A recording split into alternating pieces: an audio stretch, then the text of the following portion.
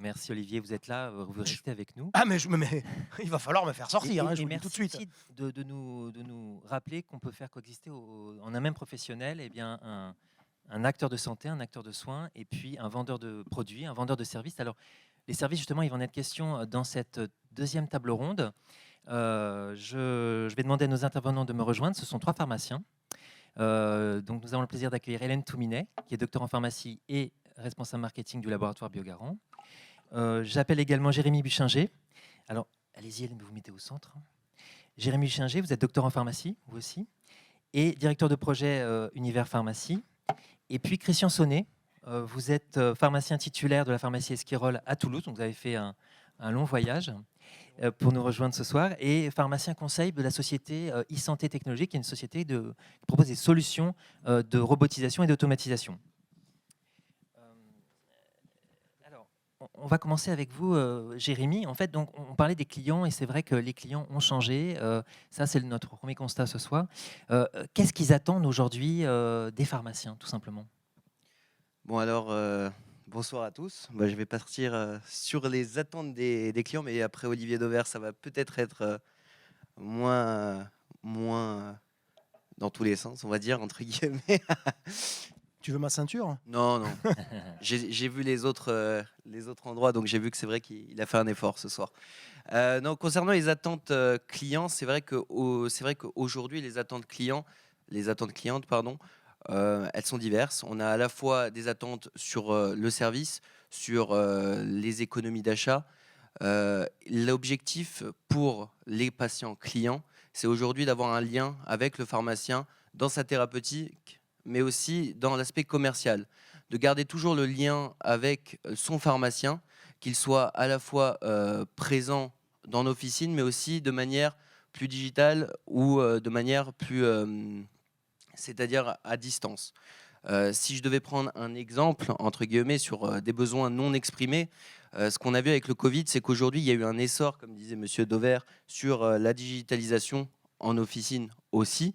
Et concrètement, on a plusieurs objectifs. Un objectif, ça va être de répondre à 100% des attentes du patient, à savoir dans par exemple sa thérapeutique. Il va falloir l'accompagner et transmettre la totalité de notre savoir auprès de nos patients. Et ça, c'est pas toujours facile au comptoir. On a Exactement. Aujourd'hui, concrètement, on est tous, enfin pas tous, peut-être pas, mais pharmaciens, et on voit qu'on n'a que 5% de notre savoir qui est transmis à nos patients aujourd'hui. Et il y a d'autres solutions qui permettent de le transmettre, ce savoir, sans pour autant être toujours collé et ou être au comptoir avec nos patients. Donc ce lien, on peut le maintenir via le digital, via le numérique? Exactement, et c'était ça un peu l'utilité aussi d'un groupement, c'est d'aider les pharmaciens à répondre à ces nouveaux enjeux via la mise en place de nouveaux outils qui permettent de maintenir ce lien avec ces patients clients. D'accord. Alors, Christian Sonnet, en fait, là on parle du numérique, il y a aussi l'automatisation, il y a la robotisation. Est-ce que cette automatisation, est-ce qu'elle est souhaitable, est-ce qu'elle est inéluctable? Et finalement, est-ce qu'elle déshumanise pas aussi la relation avec le patient? Bonsoir à tous. Désolé, l'accent, c'est pas un accent strasbourgeois.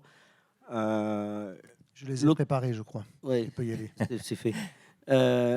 L'automatisation, c'est quelque chose qui va nous servir au comptoir, qui nous permet, je trouve, de gagner du temps et de gagner du contact client. On est toujours plus proche, on a besoin de proximité avec nos patients. Et le fait d'avoir des robots, le fait d'avoir des automates, nous fait gagner énormément de temps et de présence au comptoir. Donc ça ne met pas en péril la relation avec le patient, ça permet de passer plus de temps avec lui, c'est ce que vous dites. On passe plus de temps avec lui, on discute plus avec lui, vous le voyez certainement au comptoir. On a beaucoup de missions, hein, on nous en met tous les jours un peu plus, tous les jours c'est l'effet millefeuille. Et c'est vrai que le client, c'est celui qui nous fait vivre. J'ai toujours pour habitude de dire à mes collaborateurs et collaboratrices qu'il faut quand même penser à une chose, c'est que quelqu'un qui pousse la porte, c'est quelqu'un qui est malade et c'est quelqu'un qui a besoin d'être écouté. Et en ce sens, être écouté, c'est passer du temps avec lui. Et je leur dis aussi une chose que j'ai appris de ma maman, que j'ai appris de mon grand-père, puisqu'on est issu d'une longue lignée de pharmaciens, c'est quand même aussi lui le butin de salaire à la fin du mois. Donc c'est à lui qu'on doit le respect et c'est à lui qu'on doit de l'information. Voilà. Alors, Olivier Devers, sur la digitalisation du point de vente, jusqu'où on peut aller dans une pharmacie, par exemple? Moi, j'aime bien ce que vous venez de dire, parce qu'en gros, tout ce qui n'apporte aucune valeur pour le client peut être enlevé dès lors que c'est automatisable.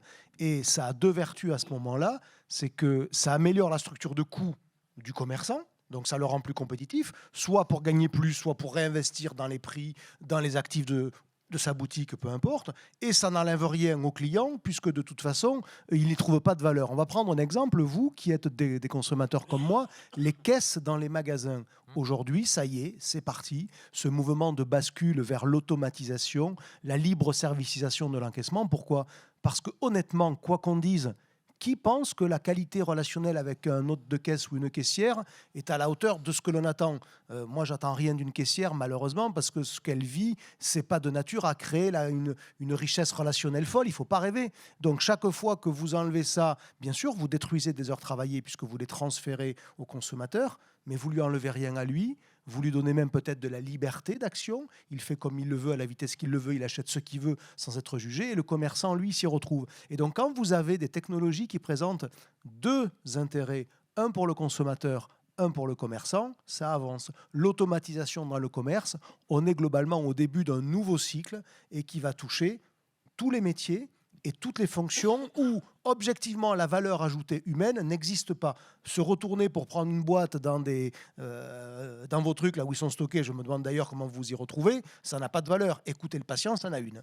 Voilà. Donc oui, dans ces cas-là, l'automatisation. Juste pour l'anecdote, lorsque en 1992, j'ai acquis un automate, pas un robot stocker, un automate stocker, j'avais des clients qui m'ont vu, qui me connaissaient, qui m'ont dit « Ouais, Christian, tu es en train de mettre un automate, tu vas détruire de l'emploi, tu vas perdre des salariés, etc. » Et quelques mois plus tard, ils se sont aperçus d'une chose, c'est qu'au lieu de disparaître derrière le comptoir, derrière dans notre back-office pour aller chercher les médicaments, ce qu'on fait la plupart, de perdre du temps sans compter la démarque, pour employer ce mot très pudique, la tchour, comme on dit chez nous, on se retrouve avec des gens au comptoir et ils disent, tiens, finalement, on te voit plus, on te voit beaucoup plus qu'avant. Oui. Vous voyez qu'on n'enlève rien au client dans ces cas-là. Au contraire, on lui amène quelque chose. Absolument. Et puis en termes d'embauche, finalement, on a des difficultés. Et en termes d'embauche, il faut quand même remplir l'automate stocker parce que les boîtes ne vont pas toutes seules. Difficulté à embaucher, donc il n'y a pas de destruction d'emploi finalement, parce qu'il y en a toujours de l'emploi en pharmacie, surtout en ce moment. Alors Hélène Touminet, parce qu'on va parler aussi de la fidélisation, donc, et la fidélisation, elle commence par le conseil officinal. On a vu pendant cette crise que le rayon OTC il a été mis en difficulté. Comment est-ce qu'on peut reprendre la main aujourd'hui sur le conseil officinal ? Alors c'est vrai que si on regarde les 18 mois les plus durs de la période Covid, les chiffres de votre rayon conseil et automédication ont quand même largement baissé, puisque d'après le GERS, c'est à peu près 14% en moins sur le rayon OTC sur l'année 2020, et un peu aussi au fil des annonces des autorités de santé gouvernementales, puisqu'on a vu l'ibuprofène faire une chute vertigineuse quand il n'était plus du tout recommandé pendant la crise, et sur le début de l'année 2021, il a refait 41% de plus que sur l'année 2020, quand quand les autorités de santé ont confirmé qu'il n'y avait aucun risque avec la prise d'ibuprofène. Il y a aussi des catégories qui ont émergé au début de l'été, quand le rayon est revenu, par exemple le stress, le sommeil. Bon, c'est un petit peu les points négatifs de cette période Covid, mais la vitalité aussi. Ce sont des rayons qui ont réaugmenté avec le début de l'été. Et puis, il y a eu la rentrée en septembre, et là, c'est la reprise des pathologies saisonnières, le début des journées un peu plus fraîches, les systèmes immunitaires aussi de chacun qui sont un peu moins forts que période pré-Covid, la baisse des gestes barrières, même si là on va y revenir. Donc forcément tout ça, c'est des facteurs qui vont réveiller un petit peu votre rayon OTC. Et il y a un des points qui est assez important aussi, c'est la proactivité des équipes au comptoir, puisqu'en fait le conseil, le pharmacien, voilà, la crise Covid, elle aura eu un point très positif, c'est que le pharmacien a vraiment été replacé. Alors je ne sais même pas si on peut dire replacé, parce qu'il n'avait pas perdu sa place, mais au cœur de la proximité avec le patient, et surtout avec un capital confiance pour les patients qui est un des plus élevés, je pense, sur toutes les professions qui existent. Donc le patient, quand il rentre dans l'officine, dans votre officine qui d'ailleurs est ouverte toute la journée, accessible flexible, quand il en a envie, il rentre pour un conseil. Et donc, il faut savoir déjà capter cette demande et être capable de proposer, d'être proactif au comptoir pour proposer un produit, pour proposer une solution aux patients. Et il y a un autre point aussi positif dans toute cette histoire, c'est capitaliser sur les nouveaux flux de patients qui sont arrivés dans votre officine. Puisqu'au final, ceux qui viennent aujourd'hui pour des tests antigéniques, ceux qui viennent pour des vaccinations, et puis alors là, l'ouverture de la vaccination 3e dose plus de 18 ans, c'est toute une population de gens qui ne viennent pas forcément à l'officine parce qu'ils n'ont pas forcément de pathologie chronique et de traitement, qui ne viennent pas forcément et qui aujourd'hui rentrent dans votre commerce et qui potentiellement deviennent des clients pour votre officine. Oui, parce donc que ça, toutes les officines n'ont pas vacciné. On a eu 15 000 pharmacies vaccinatrices au mois de septembre. C'est vrai qu'il y a eu voilà, il y a une différenciation quand même. Et les tests, c'est pareil, c'est 12 000 pharmacies ouais. qui ont testé. Donc, c'est des nouveaux flux de patients qui rentrent dans l'officine et qui ne sont pas forcément les patients habituels qu'on a l'habitude de voir pour de l'ordonnance et du patient chronique. D'accord. Alors, la fidélisation, elle se fait aussi par les services qui sont proposés en officine. Ces nouveaux accompagnements, certains d'entre vous les développent peut-être, les bilans de médication, les entretiens pharmaceutiques en tout genre. Ce développement des nouveaux accompagnements, est-ce qu'il est indispensable et aussi est-ce qu'il est rentable, Jérémy Buchinger?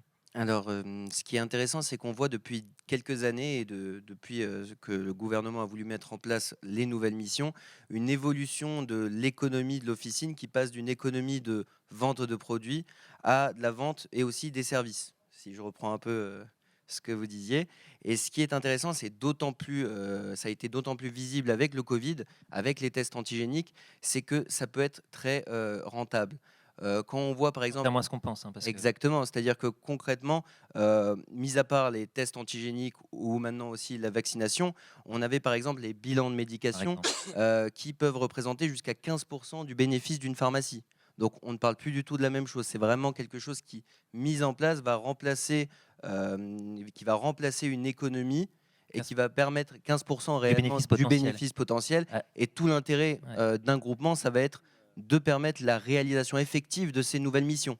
Puisque vous l'avez vécu dans vos officines, ça prend du temps et il faut trouver les bonnes méthodes, les bonnes méthodologies, les bons outils, le bon accompagnement qui va permettre la réelle réalisation de ces nouvelles missions pour répondre aux nouveaux enjeux qu'on impose à notre parc officinal. Est-ce qu'il y a des pharmaciens parmi vous pouvez lever la main, qui font des bilans de médication? Alors c'est vrai qu'en ce moment, il y a beaucoup de choses à faire, donc c'est peut-être pas, mais qui avaient lancé en tout cas les bilans avant la période de crise sanitaire. Et très bien. Ça fait peu, c'est vrai, mais c'est aussi une différenciation, c'est-à-dire que les officines qui le font se différencient. Enfin, c'est bon, je sais bien, il faut du temps, c'est un vrai sujet. Et c'est important aussi de dire que l'observance, finalement, qui est améliorée par les bilans de médication, c'est aussi, il faut le voir aussi comme ça, en fait, c'est du plus en termes d'amélioration d'économie, en fait. Ça peut être intéressant aussi de voir ça sous cet angle, parce que c'est vrai que, bon, voilà, bien sûr, il faut... C'est-à-dire que économiquement, c'est intéressant, mais aussi en termes de fidélisation de votre patientèle. Aujourd'hui, c'est un service qui est vraiment différenciant et qui crée la préférence pour vos officines, puisque vous allez accompagner votre patient, comme ce que je disais dans un premier temps, au-delà du comptoir, avec vraiment un accompagnement, et votre aspect de professionnel de santé va être encore plus visible qu'il est aujourd'hui. Alors, ces entretiens, Hélène Touminet, comment est-ce qu'on peut les lancer? Comment est-ce qu'on peut les relancer? Est-ce qu'on peut justement, puisqu'on parlait de modèle économique, est-ce qu'on peut entrevoir un modèle économique? Alors, il y a une clé d'entrée qui est non négligeable et qui est une clé d'entrée qui vous est propre, c'est l'ordonnance. Au final, quand le patient rentre à l'officine avec une ordonnance, c'est à partir de cette ordonnance que vous allez pouvoir détecter une pathologie, un besoin, potentiellement un conseil pour un effet indésirable ou une mauvaise observance chez le patient. Et cette clé d'entrée-là, elle doit déclencher après, elle permet de rentrer dans un cercle qui peut être plutôt vertueux, puisqu'au final, l'ordonnance va vous permettre de proposer un service. Ce service va vous permettre d'aller jusqu'à proposer des conseils à votre patient, conseils qui peuvent vous ramener au final à un produit, que ce soit automédication ou autre. Et c'est là où on peut voir une source nouvelle de rentabilité en plus de la rémunération de ces entretiens. Par contre, je suis d'accord avec vous, c'est quelque chose qui est fastidieux à mettre en place. C'est pas pas le métier. Exactement. Il faut l'enclencher. Il faut que ça devienne un projet d'entreprise pour toute la pharmacie. C'est-à-dire que la totalité de l'équipe officinale doit être capable de présenter les services qui sont mis en place dans la pharmacie, doit être capable de prendre un rendez-vous, même si ce n'est pas cette personne qui va mener l'entretien, mais une de ses collègues, de recruter des patients pour pouvoir leur proposer ces services. Et tout ça, ça va vous aider un peu à répondre à la complexité, on va dire, de votre triple casquette de pharmacien professionnel de santé, qui doit délivrer des conseils à ses patients et qui doit être présent proximité avec ses patients, mais qui est aussi un manager d'une équipe qu'il va falloir motiver, qu'il va falloir développer. Et enfin, et on en a un petit peu parlé, un pharmacien commerçant qui doit quand même entrevoir la rentabilité des actions qui sont mises en place dans l'officine.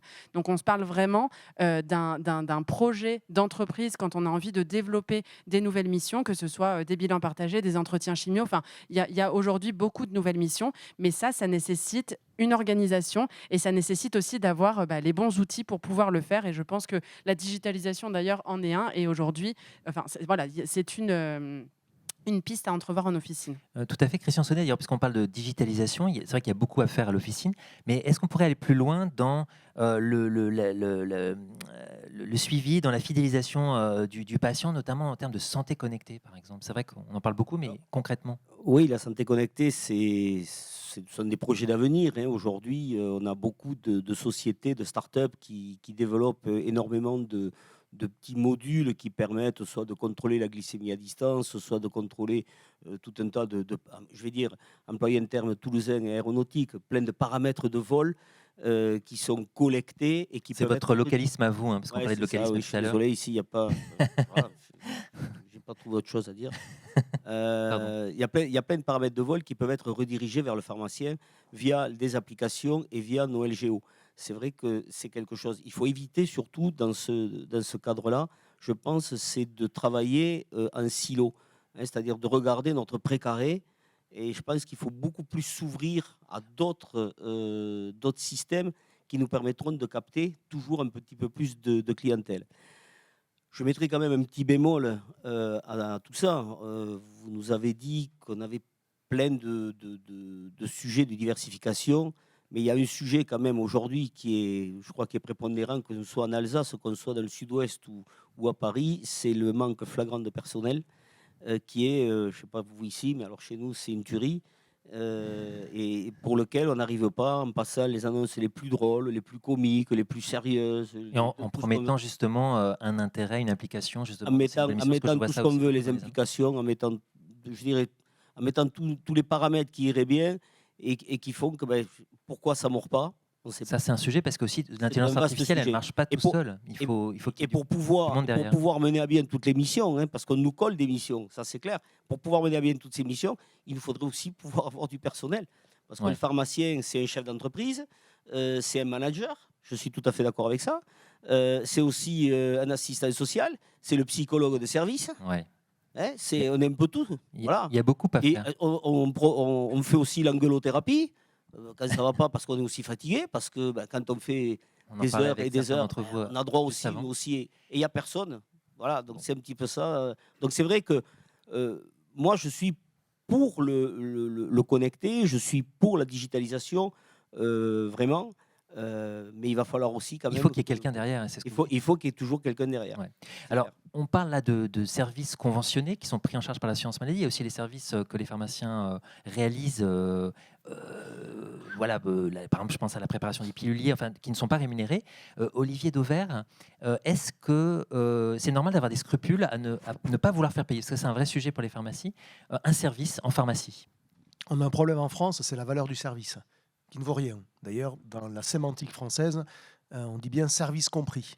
Donc, sous-entendu, le service est dans le prix ou le prix est dans le service, mais il n'y a pas à dissocier les deux et à rajouter l'un sur l'autre. Différence très fondamentale avec ce qu'on a aux États-Unis. Pour ceux qui voyagent un peu, tout se pourboirise, on va le dire comme ça. Le mec qui vous ouvre la chambre d'hôtel dans un hôtel, vous lui donnez $1. Si vous sortez d'un restaurant sans laisser un pourboire, on vous regarde comme un voleur. Donc, on a ce problème en France de la difficulté, et dans les pays latins plus généralement, à faire payer le service. Vous voyez, quand vous achetez vos courses alimentaires en livraison à domicile, on vous dit livraison gratuite. Vous y croyez sérieusement que la livraison coûte rien, que le chauffeur est bénévole, que le camion n'a rien coûté et que le gasoil est remplacé par de l'eau? Non, bien sûr. Mais comme on n'est pas capable de le payer, alors on augmente les prix d'autant et on offre le service. Et donc, Malheureusement, tous les commerçants sont un peu contraints à faire ça, c'est-à-dire que le service est dans les prix par ailleurs, sinon le client a du mal à l'accepter, sauf des services qui tuent. Mais ça, ils ne sont pas inventés encore. En tout cas, c'est culturel. En fait, c'est vrai que c'est pas propre à notre secteur. Non, c'est pas du tout propre à votre secteur, français. c'est propre à notre société en France. Le service vaut rien. Et encore une fois, retenez cette idée-là. On dit service compris. Voilà. Donc le service, il est déjà dedans. Donc pourquoi je paierais pour le rajouter? Ben non, puisqu'il est dedans. Vous voyez, quand on le présente comme ça de manière un peu bêtasse, on comprend bien qu'on a quand même du mal à le faire payer. Hein. On en parlait un petit peu tout à l'heure, il y a aussi un moyen de fidéliser par l'interprofessionnalité. Finalement, la dimension interprofessionnelle, ça permet aussi de fidéliser sa patientèle. D'ailleurs, on avait l'an dernier avec nous Bernard Kouchner qui nous accompagnait sur les débats et qui appelait les pharmaciens et les médecins à se parler, à s'écouter, à s'entendre, à s'aimer peut-être aussi si c'est possible, et en disant que finalement, c'était ensemble, pharmaciens et médecins étaient une force politique incroyable en fait, et c'est vrai que ça peut ça produit des effets. Après concrètement, ça peut se mettre en place assez rapidement entre pharmaciens et médecins. L'interprofessionnalité, Monsieur Sonnet, en fait, c'est quoi concrètement? Comment ça vous parlez d'interopérabilité tout à l'heure? C'est déjà des outils en fait. Il faut déjà mettre en adéquation les outils. Alors, il y a les outils à mettre en adéquation, c'est clair. Quand on parle d'interopérabilité, on a le dossier pharmaceutique, on a le DMP, il y a tout un tas d'outils qui sont existants. Aujourd'hui, dans l'assistance, vous êtes, comme nous tous ici, nous sommes des officinaux, qui, au comptoir, consulte le DMP systématiquement? Ça va venir, ça. Je sais Avec pas. l'espace numérique de santé.